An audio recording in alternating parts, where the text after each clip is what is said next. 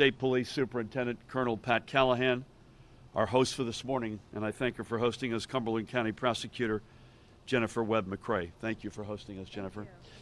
I also want to acknowledge, to my left, Cumberland County Commission Director Joe Durella and his colleagues. Oh, Joe went to the right, I apologize. Fairfield Township Mayor Benjamin Byrd and Bridgeton Mayor Albert Kelly, among other elected officials. I'll leave it to the Attorney General, Colonel Callahan, and Prosecutor Webb McCrae to provide the specifics on the ongoing investigation into Saturday night's horrendous and horrific shooting incident and what we know at this moment. We will then take a few questions, but I do remind everyone that this is an active investigation, and some details, all hell's breaking loose over there. I'm not sure what's going on there, but some details may not yet be ready to be publicized. So we ask for your patience and forbearance in that regard. At this time, 2 people who were in attendance at the house party on Saturday night are deceased. 12 others were injured by gunfire. Some were thankfully minor injuries, and those people have been released from area hospitals, while others continue to fight for their lives. Many others who were in attendance will carry the emotional scars of Saturday night, and we are working to ensure that they have the mental health and social service support they will need to process and move forward.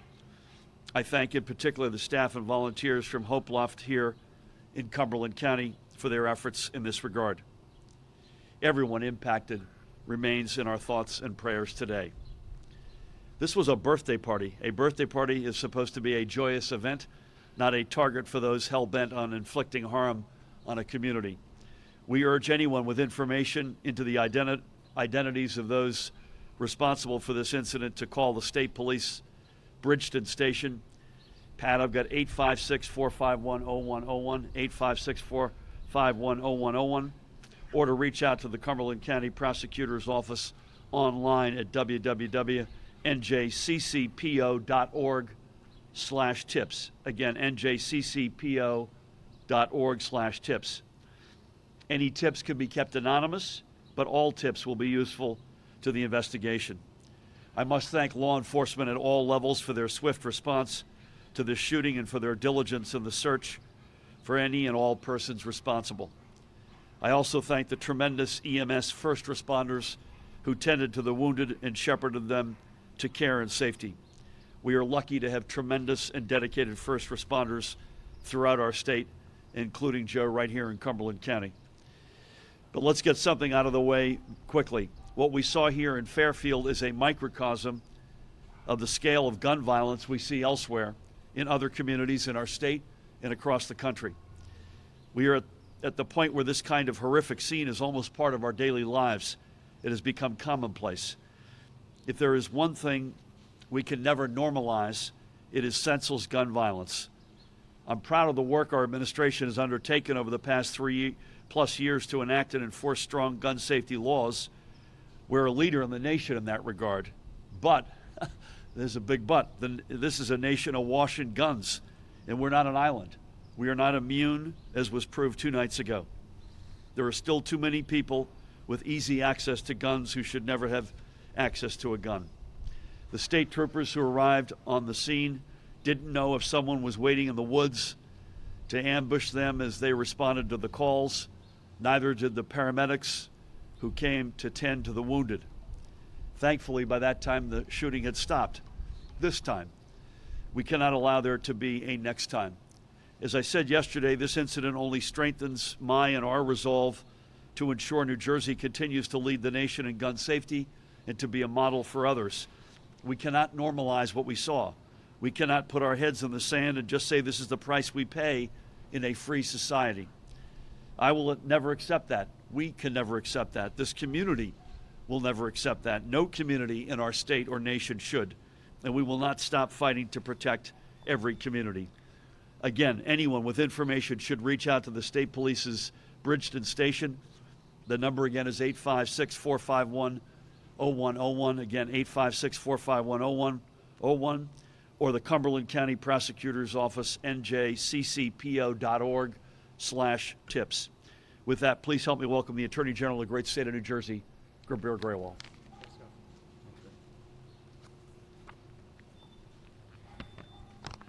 Good morning, everyone. Thank you, Governor.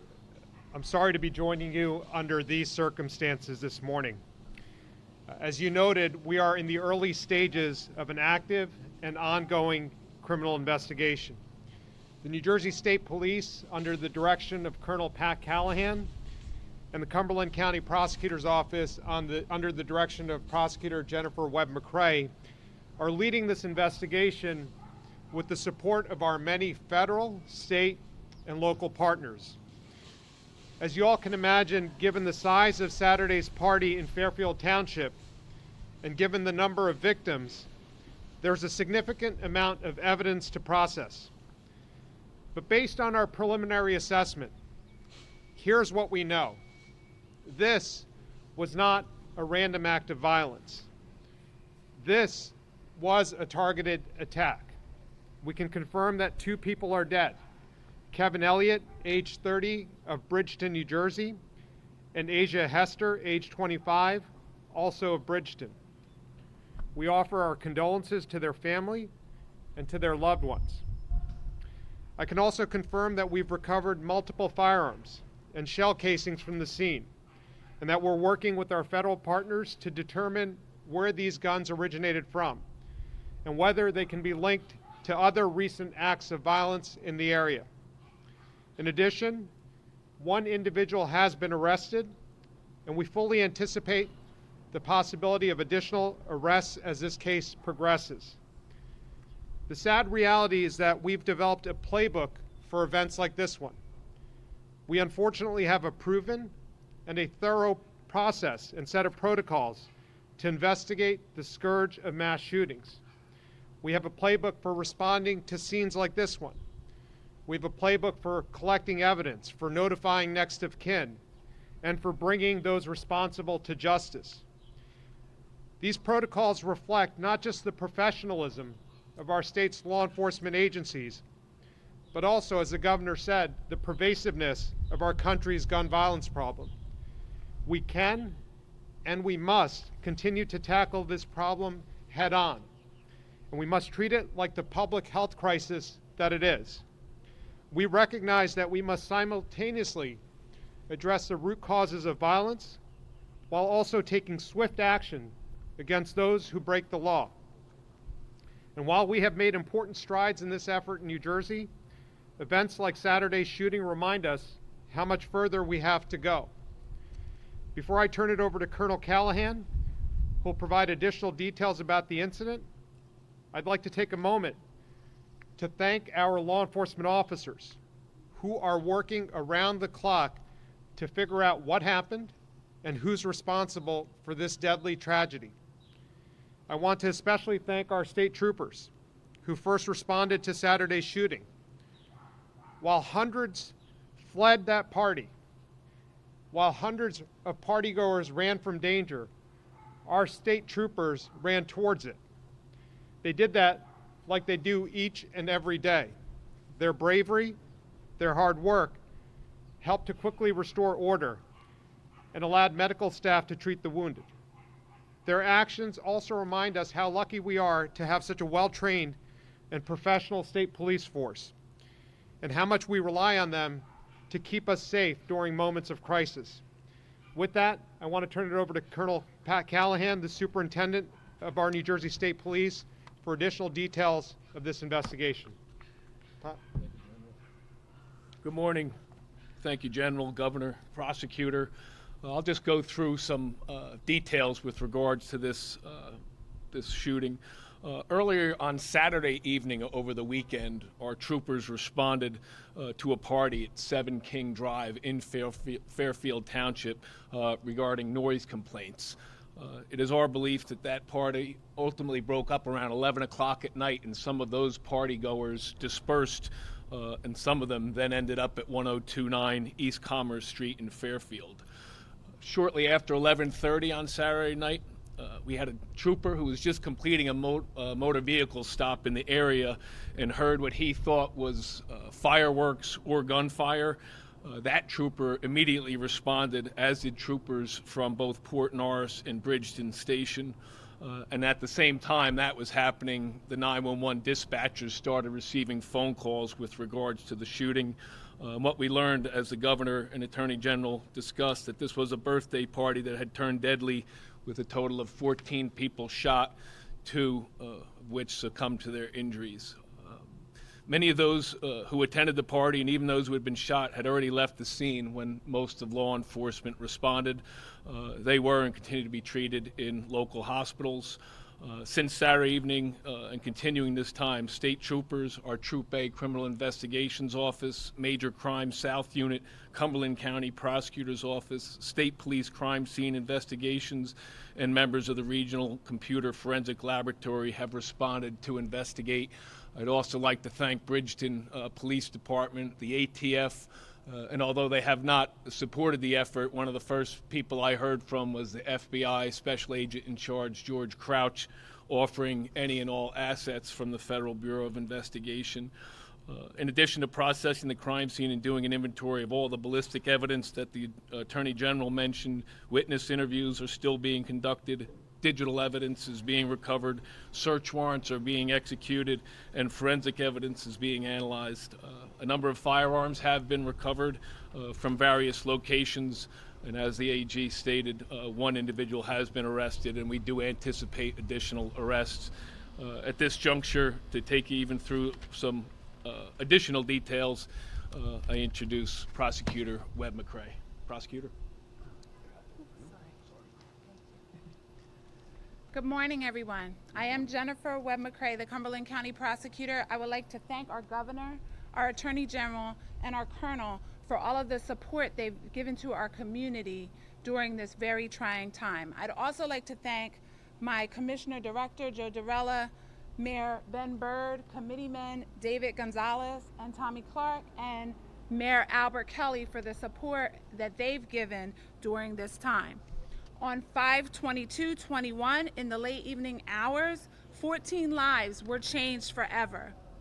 2 individuals lost their lives, and 12 more individuals were shot, with several remaining in dire condition. We've mentioned the names of the victims who are deceased. However, there are 12 other individuals whose lives have been changed forever. To preserve the integrity of the investigation and to protect the privacy of the shooting victim survivors, we are not releasing their names at this time. However, I can tell you that the victims range from 19 to 35 years of age, and all live within our county. They include both men and women. We mourn the loss of life and the senseless violence. We send condolences and prayers to the 14 sets of family and friends, which obviously amounts to hundreds of people who have been affected by this tragedy. While we mourn for those affected, we remind the community that we need their help in bringing those responsible to justice. It has been estimated that there were over several hundred people at the subject party. We are appealing to anyone who in the community who was at the party, anyone who may have taken pictures or video, anyone who may have witnessed suspicious activity after the shooting, to come forward and share that information with law enforcement. We all have a role to play in restoring safety and security to our community. It starts with bringing those who are responsible for these senseless acts of violence to count for their actions. Anyone with information may communicate it through our tip portal, which can be accessed at www.njccpo.org/tips. Once again, they may share it at that tip portal, and it may be shared anonymously. I too would like to thank all of the investigators and all of the cooperating agencies who have been working tirelessly since this event occurred. I can report, as a result of the cooperation from the community, the investigation has led to one person being charged and taken into custody. Yesterday, on Sunday, 5/23, Kevin K. Dawkins, age 36, of Commerce Street, with a Bridgeton mailing address, was arrested and charged with unlawful possession of a weapon, a second-degree offense, unlawful possession of a large capacity magazine, a fourth-degree offense, certain persons not to have a weapon, a second-degree offense, and possession of a weapon for unlawful purpose, a second-degree offense. Mr. Dawkins has been lodged in the Cumberland County Jail. The state will move for detention pending trial. In closing, I want to remind everyone that there are resources for anyone who is experiencing trauma as a result of this incident. Members of the public may reach out to the State Mental Health Cares Hotline at 866-202-4357 from 8 to 8 p.m., 7 days a week, or go to their website at www.NJ.mentalhealthcares.org. We also have a credible messenger program in Cumberland County, which has been interacting with those affected by this tragedy. And finally, we have an army of chaplains, many of them crisis intervention trained, who are stand at the ready to help individuals in our community who are suffering from trauma. If anyone needs additional help, please reach out to our office at 856-453-0486, and we will point you in the right direction. You will be getting a copy of the charges before you leave today. Jennifer, thank you. Pat Gerbier, thank you. We'll take a couple of questions. Governor, do you believe that there is any nexus or connection to gang violence? And also, does this mean that there is a shooter or multiple shooters that are still on the loose? What do we know about how many and is there gang connection? I'm going to defer to the folks closer to the ground. I would just say at this point, due to the nature of the ongoing investigation, that that's not confirmed at this point with regard to your question around gang affiliation. Do we know if Dawkins was the only person to be a shooter, or were there other shooters that you saw, like Jennifer, do you want to? At this time, Dawkins is charged with unlawful possession of a weapon and possession of a weapon for unlawful purpose. However, numerous interviews are being done, and we're still putting pieces together. That may come later.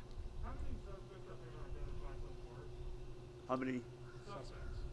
We're not going to talk about the details of the investigation because, as you can imagine, it's an ongoing investigation.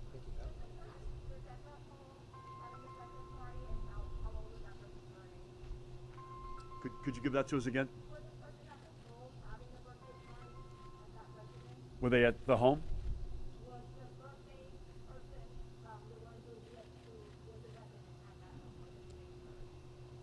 I don't know the answer to that question right now, but I would not comment on that because this is an ongoing active investigation. Was the shooting targeted towards the individuals who were victimized or the house? My guess is I can preempt someone else saying this. Given it's an ongoing investigation, we're gonna hold off on answering questions like that. I think you're gonna get the same answer. I think, in fairness to you all, to probably any question you ask. So I think we're gonna shut it down here. I know Jennifer Gerbier and Pat and their teams will make sure, as will our office, that we're getting you information as we feel that we can responsibly get that information to you. Keep the victims and their families in your prayers. And again, we'll get back to you with any information as we feel comfortable sharing it. Thank you all. Violence, though? Thank you.